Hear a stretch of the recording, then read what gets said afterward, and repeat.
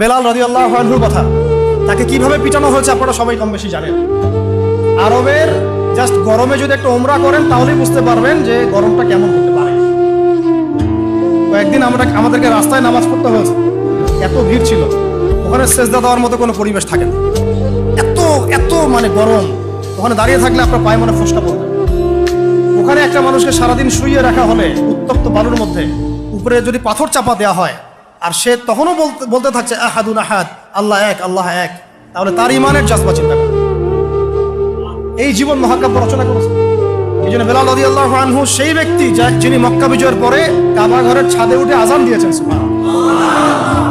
চিন্তা করা যায়, তিনি সেই ব্যক্তি যার কথা নবী সাল্লাল্লাহু আলাইহি ওয়াসাল্লাম যখন আলোচনা করতেন তখন বলতেন যে বেলাল, যখনই আল্লাহ আমাকে জান্নাত দেখান তখন তোমার পায়ের আওয়াজ আমি আগে আগে শুনতে পারি।